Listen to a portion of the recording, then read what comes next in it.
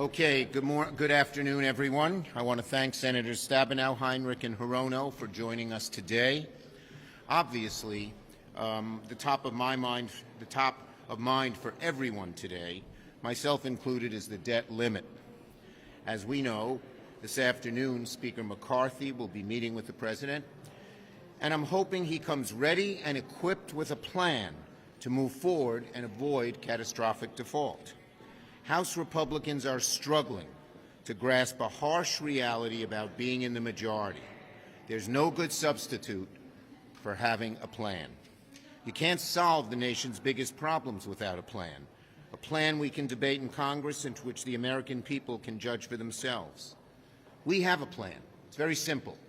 No hostage-taking, no brinksmanship. We incurred these debts already. We should just pay them. The Republicans say no. Well, what's their alternative? We haven't seen it. Speaker McCarthy is forgetting something.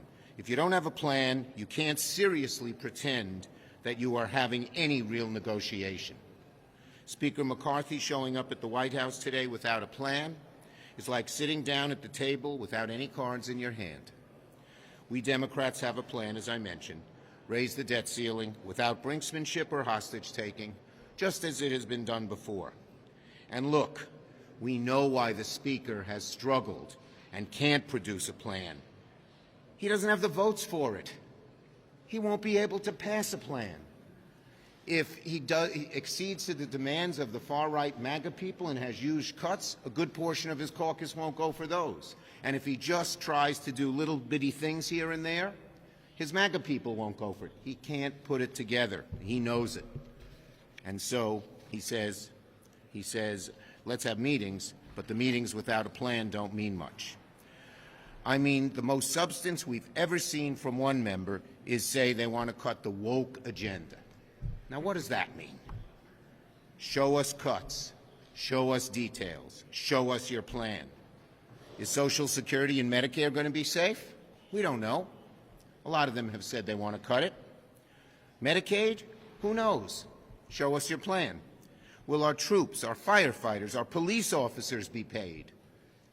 No idea. Show us your plan.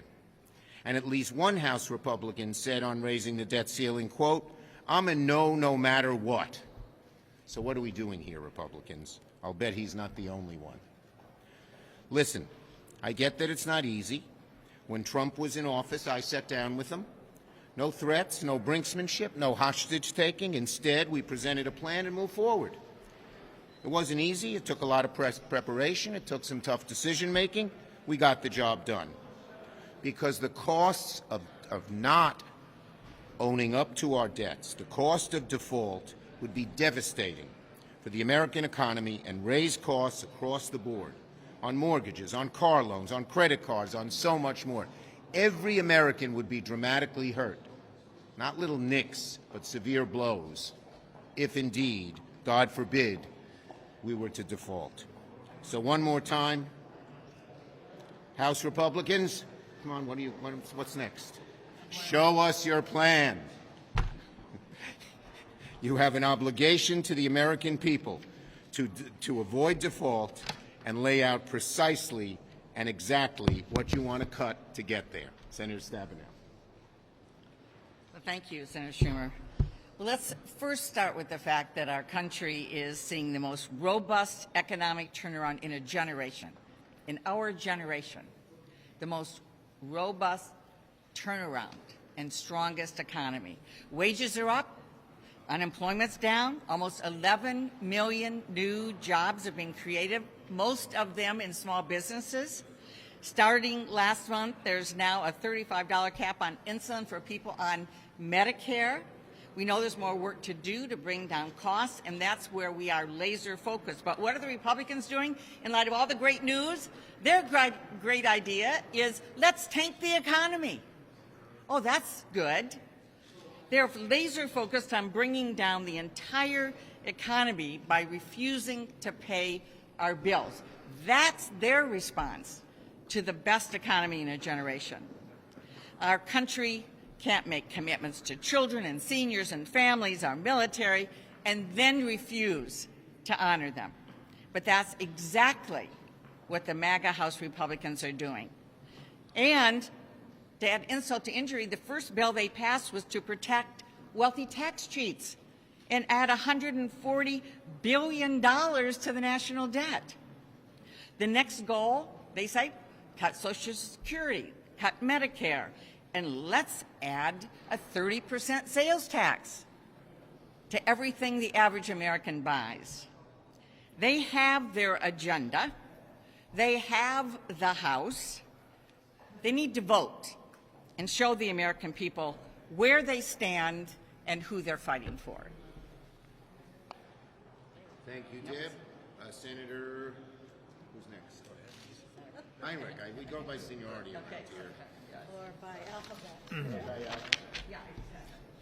Hello, everyone. Let's just start with the fundamental premise that America pays its bills and we pay our bills on time. And I think families all across this country, certainly in my home state of New Mexico, understand that. The time to figure out how much house you can afford is before you buy the house. We already own this house. The time to negotiate the terms of your mortgage is before you sign the mortgage. You don't get to get your February mortgage statement and decide that you're not going to pay the bill. And that's what we're talking about right now. We've seen this movie before. It wasn't that long ago, just over a decade ago. And the uncertainty that creates in our economy has real consequences for real people. So in my relatively small state of just over 2 million people, there are 455,000 New Mexicans who rely on Social Security. There are 450,000 New Mexicans who rely on benefits from Medicare. There are 140,000 veterans whose benefits could be disrupted by default. This is not something we can afford. And once again, if you think about it like a family, you know that if you don't pay your bills, things get worse. Your credit score goes down. Everything you do that you have to finance gets more expensive, whether that's your mortgage, whether that's your car payment, whether that's your credit card. We cannot afford to do this to the American economy right now at a moment when we have the opportunity to create an incredibly robust, strong economy and really show the world what economic leadership looks like in this moment. Senator Thank you. Hello, everybody. You've heard all of us say we pay our bills. What is so hard to understand about how all of us need to pay our bills? That is why we keep saying, when we raise the debt ceiling, we are paying our bills. And we did this in a bipartisan way, even during the Trump years, which, by the way, the Trump administration added to the debt with the massive tax breaks that they gave to the richest people and corporations in our country.